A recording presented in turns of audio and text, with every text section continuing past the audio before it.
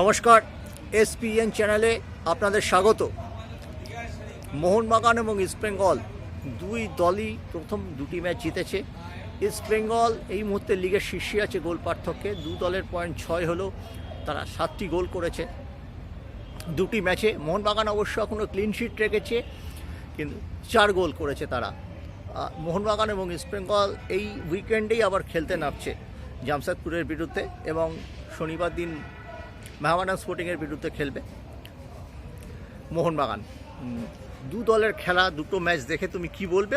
হ্যাট্রিকের অপেক্ষায় রয়েছে দুই দল। দুটো টিমই ভালো খেলছে। মোহনবাগান অ্যাজ এক্সপেক্টেড এই লিগটা যেভাবে শুরু হয়েছিল, তাতে লিগ যখন শুরু হলো তার আগে যে পরিস্থিতি ছিল, লিগটা কিভাবে শুরু হবে, কি ফরম্যাটে হবে, তারপরে যখন শুরু হলো তখন সকলেরই একটাই মত ছিল যে মোহনবাগান একমাত্র দল যারা কোনোভাবেই সাফার হয়নি, অর্থাৎ এই পে কাট ডাউন বা বিদেশিদের চলে যাওয়া। মোহনবাগান এবং ইস্টবেঙ্গলও একই কথা, তবে মোহনবাগানের একই bunch of players, set of players রয়েছে, এবং তারা স্বভাবসিদ্ধ ভঙ্গিতে জয় দিয়ে শুরু করেছে দুটোই। কমান্ডিং জেতা, খুব কন্ট্রোল ছিল ম্যাচের ওপরে, তবে ডিফারেন্ট টাইপ অফ ফুটবল মোহনবাগানের। আর ইস্টবেঙ্গলের কথা বলবো, যেন একটা নতুন দিক দেখা যাচ্ছে ইস্টবেঙ্গলের, মানে নতুন দিক মানে ইন টার্মস অফ আইএসএল। এইটাই ইস্টবেঙ্গল, পুরনো ইস্টবেঙ্গল এইটাই, যে ডমিনেট করে জিতবে, এবং এবছর ইস্টবেঙ্গল সেইভাবেই শুরুটা অন্তত করেছে, এবং আশা করা যাচ্ছে যেভাবে টিমটা অ্যাজ এ টিম ফাংশন করা শুরু করেছে, কিছু individual brilliance plus team work সব মিলে ইস্টবেঙ্গল টিমটাকেও এবার দুরন্ত লাগছে। দেখে মনে হচ্ছে ইস্টবেঙ্গলও কিন্তু চ্যাম্পিয়নশিপের দাবিদার। মিগুয়েলের কথা বলবে, ইন্ডিভিজুয়াল ব্রিলিয়ান্সের কথা আসতেই মিগুয়েল এবং রশিদ, তুমি যেহেতু মিডফিল্ডার প্লেয়ার, এদের যে বল ডিস্ট্রিবিউশন বলো বা ডিফেন্স ছাড়া থ্রু বাড়ানোর ব্যাপারটা, এই কীভাবে দেখছো এই দুজন? দেখো, তার সঙ্গে যোগ করবো আমি স্ট্রাইকার পজিশনে ইউসেফ এজেজারির ইনক্লুশন।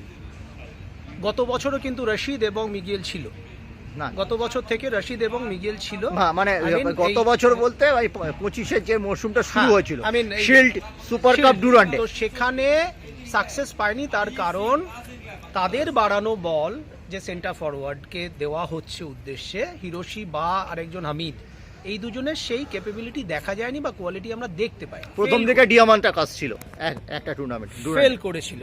তো সব মিলে ইউসেফ এজেজারির এসে যাওয়াতে ওদের পাসগুলো প্রপার জায়গায় যাচ্ছে, এবং মিগেল সম্বন্ধে আমি যদি আলাদা করে বলি, যে বল প্লেয়ার, বলটার সঙ্গে ভীষণ কমফোর্টেবল, নিজে বল ক্যারি করতে ভালোবাসে। ও যদি বল স্ক্রিন করে অপোজিশনের অসুবিধা হয় বলটা স্ন্যাচ করতে, একটু স্লোয়ার সাইডে একটু, বাট যে প্রপার পাসিং, নিজে বল ক্যারি করতে পারে, গোল করতে পারে। একজন অ্যাটাকিং মিডফিল্ডারের যা যা গুণাবলী থাকা দরকার মিগেলের মধ্যে সব কটাই আছে, নাম্বার 1।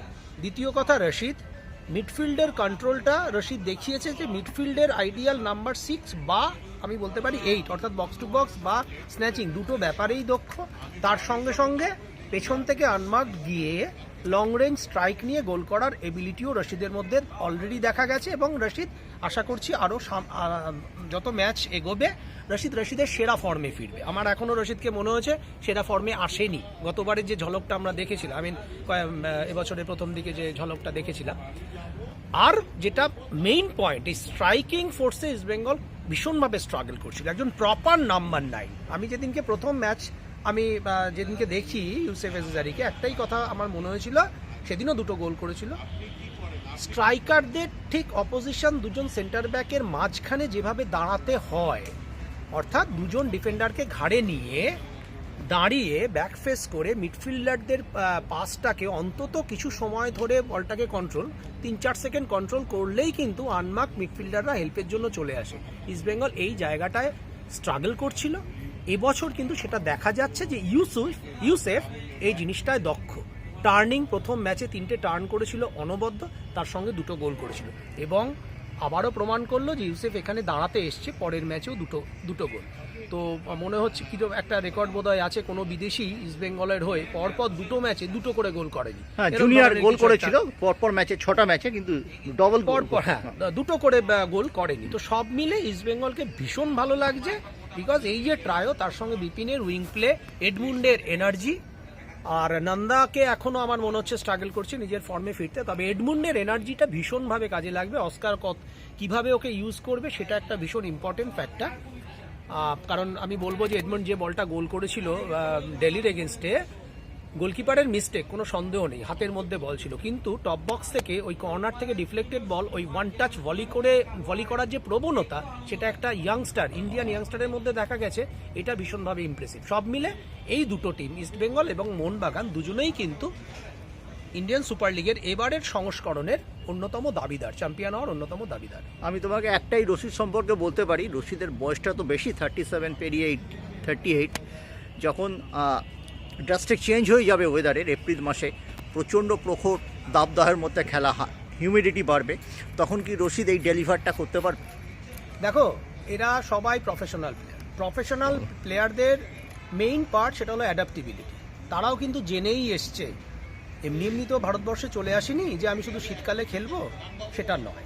তো প্রফেশনাল ফুটবলারদের বা স্পোর্টস পার্সনদের কাছে প্রত্যেকটা সিচুয়েশনে অ্যাডাপ্ট করার যে একটা কোয়ালিটি ইনহেরিটেড থাকে, সেটা নিয়ে আমার কোনো সংশয় নেই। হ্যাঁ, পরিশ্রম হবে, অত্যধিক পরিশ্রম হবে, সেটা কিভাবে অ্যাডজাস্ট করবে, কিভাবে অ্যাডাপ্ট করবে, সেটা সেই প্লেয়ারটা ভীষণ ভালোভাবে জানে। আমার মনে হয় না এটা নিয়ে খুব একটা চিন্তিত হওয়ার আছে। নিশ্চিতভাবে এই গরমকালে ফুটবল খেলতে গেলে এখনকার থেকে বেশি টায়ার্ড হবে, সেটা কিভাবে, সেটাই তো টিম গেম। রশিদ কতক্ষণ খেলবে বা রশিদ নিজে সেইভাবে প্রিপারেশন নেবে কিনা, তো এটা আমার মনে হয় না এটা নিয়ে খুব একটা চিন্তিত হওয়ার মতো কিছু না। অনেক ধন্যবাদ সৌমিত্র।